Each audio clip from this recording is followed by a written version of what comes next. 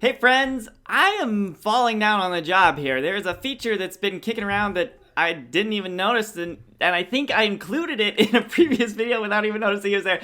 So come with me. I'm going to do something I've never done before. I'm going to discover it while I'm recording, and we'll see how that goes. So look, here I am on my custom objects setting for my pets object, and I came here a week or so ago to show you this associations thing. But look, there's this pipelines tab. And I know pipelines for custom objects is a thing a lot of you have wanted, and I think I've always said, like, yeah, it's coming later because I'm pretty sure that's what the ideas forum says, but here's this create a pipeline button. And so, like, let's make a pet pipeline, whatever. You can put pets through a pipeline, right? And now I have a pipeline, and it looks just like deal stage pipelines. So, like, since these are pets, right, like, maybe I'm running a rescue, and, like, you know, new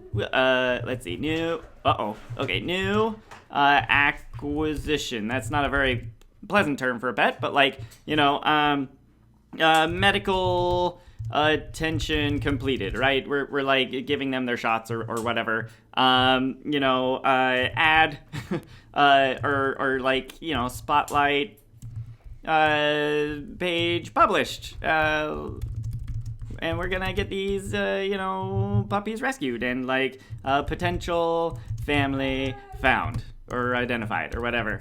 And we have different statuses here. This is so fun. So we can save this, and I'm gonna now let's go over to my pets and see if there's a pipeline here, guys. I've never done this before. I don't know what to expect. I'm sort of imagining it'll look like deals and tickets if I just select pets from the drop down here. There's pets. Let's see what happens. I'm so excited. Did I not actually click on it? We'll try it again. Here we go. Oh, yeah, we have a board view.